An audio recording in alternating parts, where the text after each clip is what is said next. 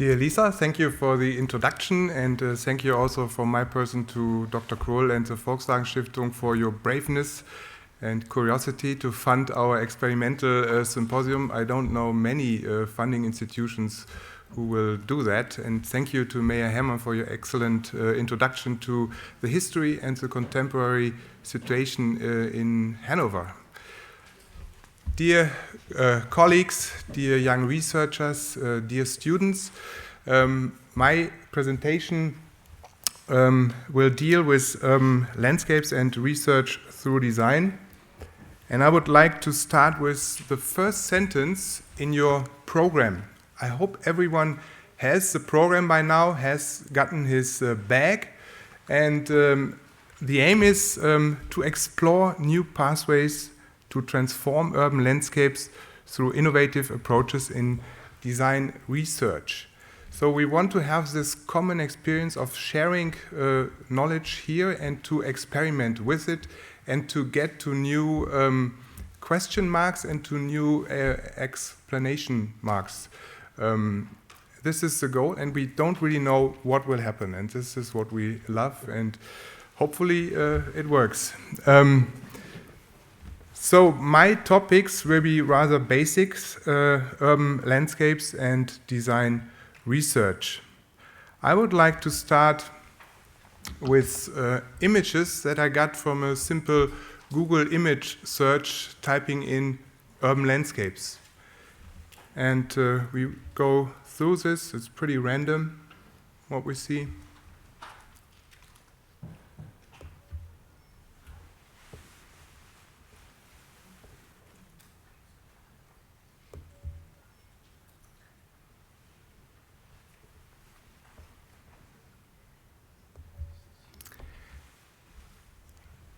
What surprised me when I saw these results was that green wasn't really dominating in all these images. And this matches our professional and academic experience that urban landscapes not only consist of green open spaces, but they are much more complex. They have many colors, many layers. They include buildings, they include infrastructure, water, and not to forget people. Second thing, many of us live in these urban landscapes. We know that more than half of the urban population already lives in urban landscapes, and they will grow. What I find interesting reading the report by the United Nations on the world urban population is that the majority of the urban population doesn't live in the mega cities, but in cities smaller than 1 million people. So I think Hanover is quite a good city to test ideas for urban landscapes. It's representative for the majority of the urban settlements. And what was already clear from Mayor Hermann's talk, urban landscapes face a lot of changes. They face the grand challenges like mobility, loss in biodiversity, climate change, changes in communication. And it's really worth dealing with that.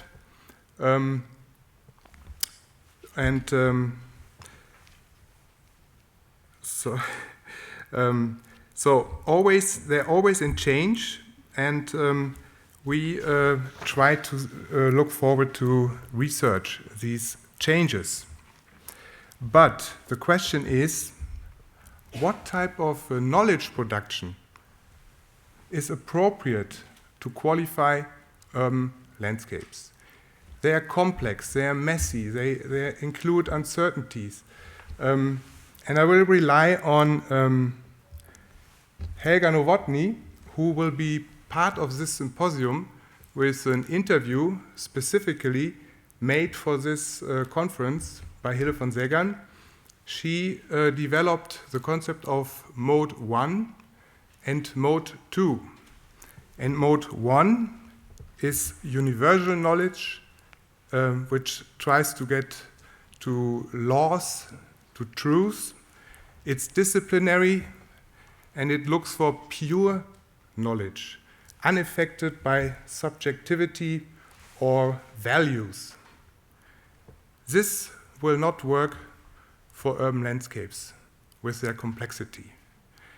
And she also introduces a mode 2 production of knowledge, which is contextual, which is transdisciplinary. Oh, sorry, I thought I could walk.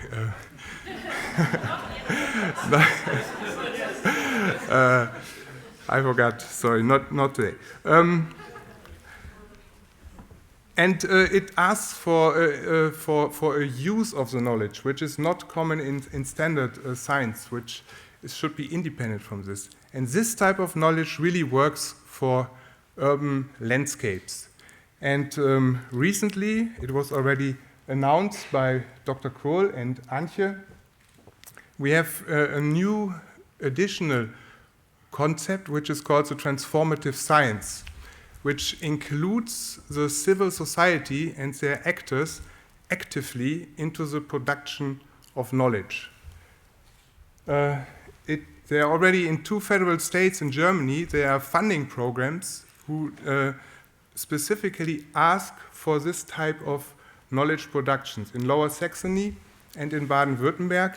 So it's already in the science policy included, this new type of knowledge production. The problem I see is that design is not included as it should be in this type of knowledge production. If you see the parallels between the mode 2 production of knowledge or the transformative science and the design research, they are quite similar. We use similar techniques and approaches. But the potentials of design are really not used as they should be in this debate. And we try to be one small mosaic stone in this process of introducing better this design approach into the research landscape. So I come to design research. What is it? Luckily, there is already some basis in theory growing for some years now. There are lots of books out, some from participants here, like Margita Buchert, The Reflexive Design, or Wolfgang Jonas, who soon will publish a book on transformation design.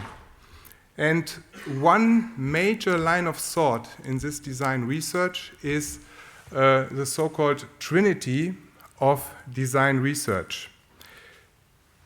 It started with a famous article by Christopher Frayling from London, who said there are 3 different ways of design research, which is research about design, research for design, and research through design. And it has been taken up in the following years by many design theorists. What are these categories? Research about design is history, theory, or critique. Many books have been published from this perspective, and they have propelled knowledge in our profession a lot. It's very useful, similar to research for design, which deals with materials. For example, roof gardening. The techniques and materials for roof gardening have been developed in Hanover since the 1970s, which many don't know. We still have some of the old constructions here on our campus. But it also deals with software or sociological knowledge. The issue of these 2 approaches is that they don't include the design process. They work from outside design. And the big question in design research is how can we integrate the design process into the research? And this is done by the 3rd approach, research through design. And if you read all these design theory books, it comes out, at least from my perspective, there are very few examples how this happens.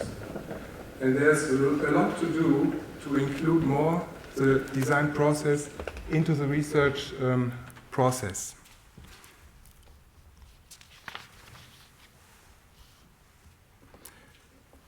And if you, for example, consider existing PhDs or existing research, most of it is done in the first two categories. Very few PhDs are really doing research through design. However, I think this separation into three categories really doesn't work. I would argue that we should combine those categories, and especially research about design and research through design should be closely linked together. I cannot imagine research only with research through design. Usually the design project itself tends to be specific and doesn't produce transferable knowledge. It needs a reflection phase which is well informed by the context, the historical context, the theoretical context. And if these come together, we can produce with design knowledge new knowledge which others can use, and this is a criteria for scientific knowledge. So let's go for a combination of these categories, is my claim. And I want to show two examples how we try to do this. One is a research project and one is a PhD. In the research project, which was called a Design Guide for Nature Compensation in Urban Areas, it was funded by the German Foundation for the Environment, which has an interesting policy. You have to include practice partners, so it's easier to include design. And we had the cities of Hamburg and Bremen as project partners. They had a real problem which we should help to solve, and we could include our experiences with these projects into the production of our knowledge. I show you our work schedule. And in green, you can see rather the research about design, the reflection of existing case studies, and also the reflection of theory about the topic. And in blue, these are our practice partners, where we did some designs, and they came together in the middle. We also used student work to include it in the knowledge production. And in phase 4, very important, the abstraction of the knowledge, because any design research doesn't help if others don't benefit from it, so you have to do it transferable. And you have to communicate it, so you need to find a format to communicate this. So we did research on existing projects. There are some in Germany. And we did this design, for example, here in Hamburg, in the western part, where we learned a lot about the different design strategies and tools you could use to answer the research question. Very intense is this phase of making this knowledge transferable. So we worked hard to find convincing strategies and design tools, which in the end were some larger design fields. They were strategic, and we had more concrete design paths, like here in the example, the design field was fostering dynamic processes, and the design path is succession areas. So how about PhDs? I want to show you briefly the PhD by Henrik Schulz, Designing Large-Scale Landscapes Through Walking. He had some specific research question, general questions, not specific for any project. He wanted to know how could walking as a method of knowledge production advance the perception and understanding of space, first, and second, how does walking as a method of knowledge production supports the generation of ideas in the process of designing large-scale landscapes. And he also mixed these two approaches of research about design by analyzing the work of artists, like, for example, Boris Sievert's walks. He's also here in our audience. Or the work by the Vogt Landschaftsarchitekten, who use walking a lot as a strategy in their project. So this was this reflection of the context, but Henrik also used the work in his office or also with students. He's teaching outside our university to test the hypothesis. So he did a spatial study for the northern fringe of Munich, where he really tested the rules for walking, or in a quite early period, together with Studio Urbane Landschaften and others, a spatial vision for the southern part of Luxembourg was developed, where walking had a major role. Boris Sieverts was also part of this. Or in the final phase of the PhD, he even made a concrete test of the rules he developed, and he wanted to know if they are transferable or not. And in the end, he could develop some knowledge about the walking process, which is transferable. He identified 3 different modes in the walking, and those of you who are in his group will learn more about this. I didn't want to show his PhD because of the walking issue, but because I wanted to show you how he integrated own design work, research through design, into the production of a PhD. I think this is very important, and I would like to motivate especially the young researchers to really do this. It can produce excellent knowledge.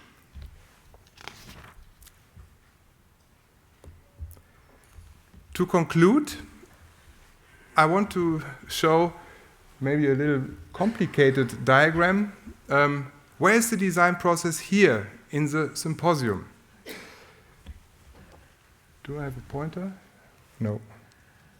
Or, oh, I have. The design process is here. So tomorrow, all of you will do a kind of design. It will be very quick and short, and we will reflect all on this. And it's, as a catalyst, we have design knowledge which was produced here in the Studio Urbane Landschaften. You have all your 6 bags in the different colors, and all these bags include the design knowledge produced by studio members, most of them PhD candidates who have already finished or who are just doing their PhD. And it comes, of course, out of this larger studio context where we try to combine design research and research about design with a knowledge of with the knowledge production. So K stands for knowledge and D is for design research. So it will be quite interesting, this transition from the designs that we will see tomorrow upstairs and our common reflection on these designs. So I'm sure there will be a lot of question marks in the end, but maybe we find already some interesting design knowledge, or maybe just knowledge. We will see. We don't know. This is an interesting part of our symposium, that we don't really know what will happen. And of course, it will continue after the symposium. Hopefully, it was inspirational, and all of you will develop new design knowledge. I would like to give the word now to Hille von Seggern, who will be more specific what happens in this square here. How is the design knowledge produced in the Studio Urbane Landschaften? This will be her talk, but before, Lisa Dietrich will quickly introduce Hille von Seggern. Thank you very much.